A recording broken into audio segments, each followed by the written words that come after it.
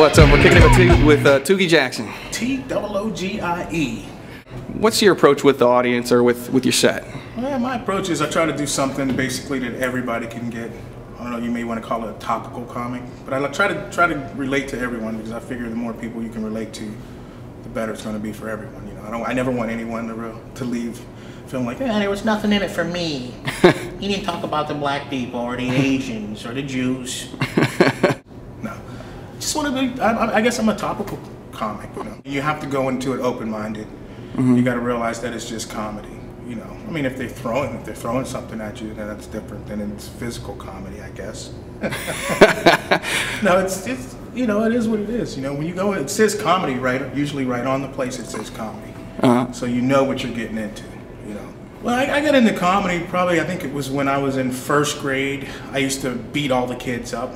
You know, and then one day I said to myself, you know what? Why don't I just make these kids laugh instead of actually beating them up? You were a bully. No, I wasn't. I was just kidding. Because most comics always say just the opposite. Yeah, they get beat up. And I made them laugh so they'd stop beating me up. Right, right. I'm just kidding. No, but really, I think there was a commercial for Purina Cat Chow.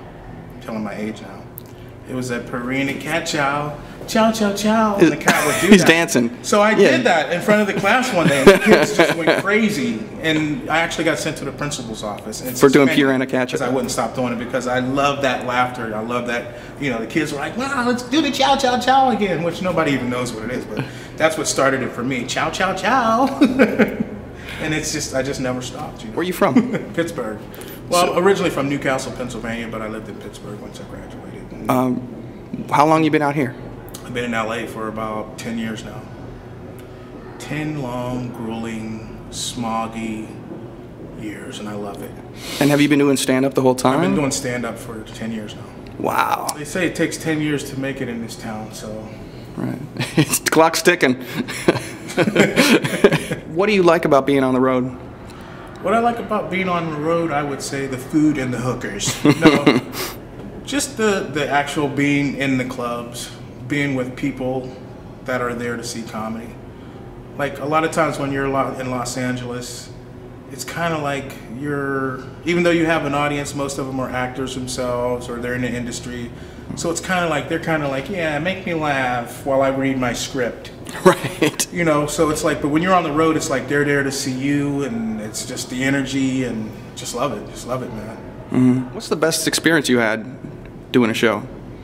Best experience I've had, now this is weird because it's actually been in Los Angeles. I did the Laugh Factory one night and it was just one of those sets where you feel like you make that connection with the audience and like the whole set was it was amazing for me, you know.